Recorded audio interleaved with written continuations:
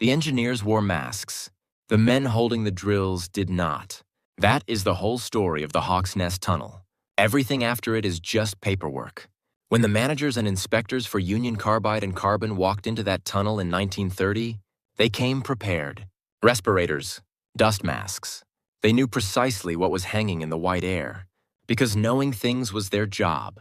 Outside the tunnel, in the daylight, they were the very picture of industrial caution. Inside it, the men actually doing the drilling were handed nothing at all. They breathed the same air the bosses were afraid of, only they breathed it through open mouths and burning lungs 12 to 15 hours a day. This was not a misunderstanding. It was a survival plan for the people in charge and a sentence for the people they hired. To understand how a company arrives at that arrangement, you have to understand what Union Carbide actually wanted. In the early 1930s, it wanted electricity, and it wanted it fast and cheap.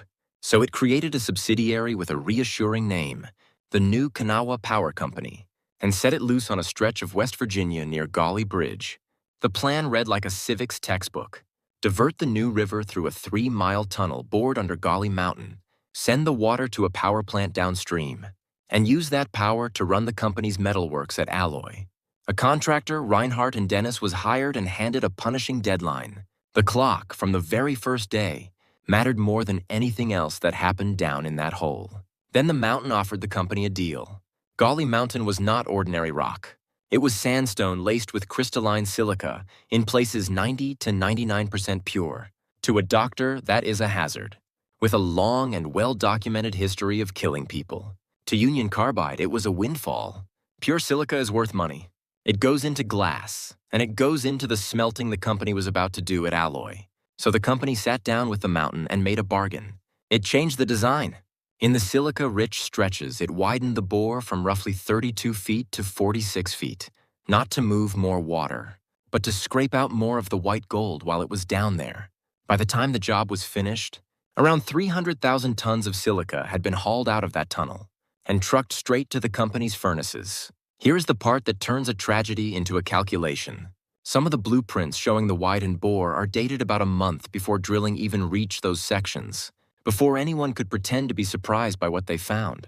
The silica was not a lucky accident discovered mid-dig. It looks a great deal like the plan all along. And calling the project a tunnel instead of a mine was not an accident either. It was the first and cleverest move in the whole affair. A mine came with rules, the handful of safety regulations that actually existed in 1930. A water diversion tunnel did not.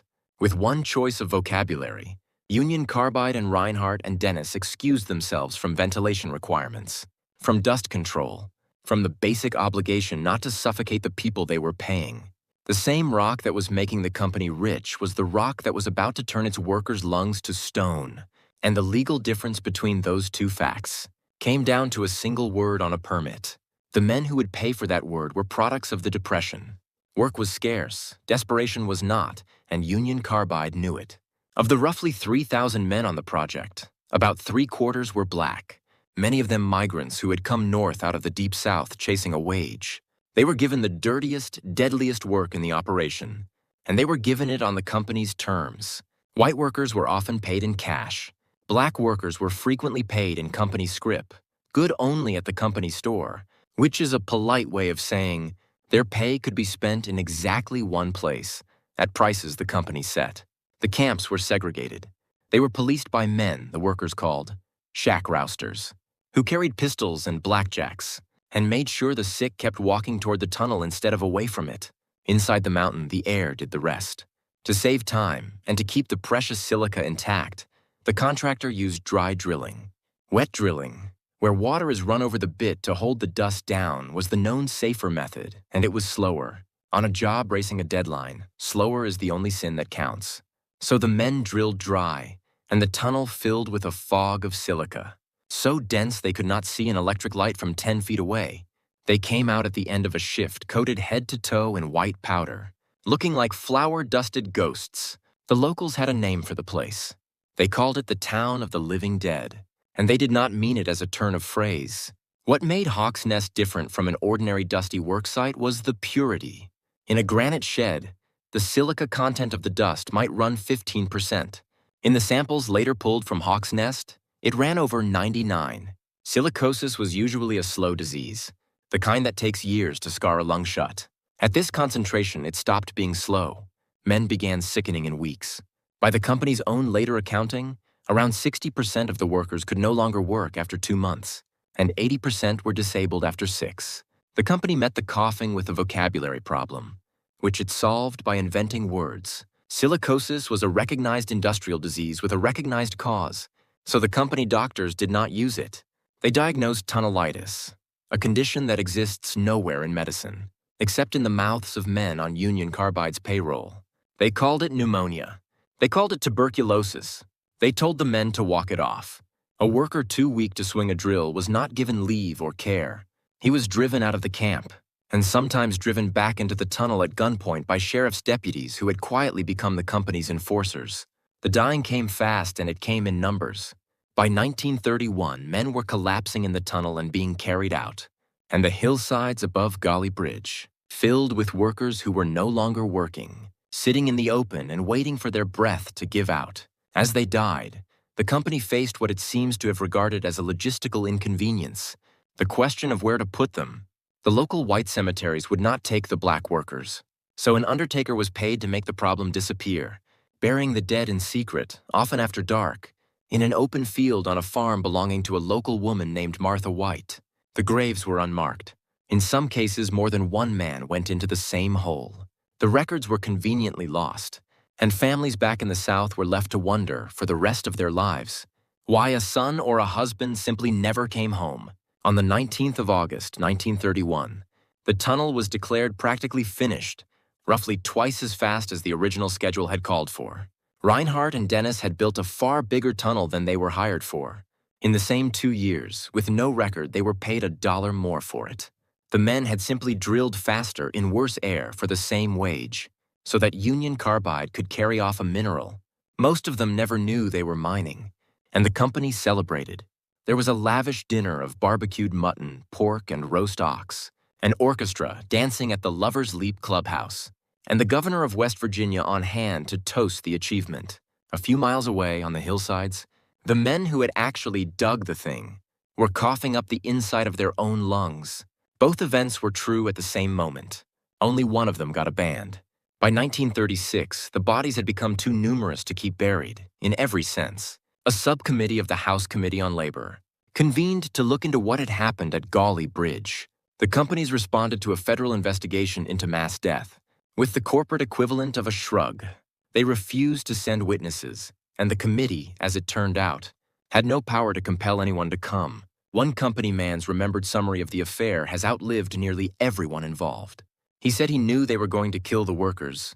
He just didn't know they were going to kill them so quick. The committee's own verdict was less folksy and more final. It found the tunnel had been built, with grave and inhuman disregard for the lives of the men who built it. For a long stretch, the only newspapers willing to touch the story were the radical ones. The respectable press found it easier not to look. And then nothing happened to anyone. No one was prosecuted. The deaths in the gorge produced more than 500 lawsuits, and not one criminal charge. There were 2 major trials, and both ended in hung juries. The second with the panel voting 11-1 for the workers before it stalled, against a steady backdrop of accusations that the juries had been tampered with. The settlements, when they came, were an insult with a dollar figure attached. Payouts ran from a few $100s down to 60 or 70. The plaintiff's attorneys took roughly half, and white families were paid more than black families for the identical disease. The men had been sorted by race, in the camps, in the tunnel, and in the cemetery. Now they were sorted by race in the price the law put on their deaths. The final move was the most elegant of all. West Virginia passed a silicosis compensation law, the kind of thing that sounds like reform until you read the fine print. It was backdated, written so that anyone who already had a claim from Hawk's Nest was excluded from filing one. The very men the law claimed to protect were the ones it was designed to exclude. Years later, when the physician Martin Cherniak went looking for the legislature's deliberations on that law, hoping to learn how it had been written, he found that the file had vanished from the state archive. It was, he noted, the only file that was missing. None of this was a mystery anyone had to solve. That is the part worth sitting with. Silicosis was not a strange new danger that ambushed honest men. It had been written about for centuries.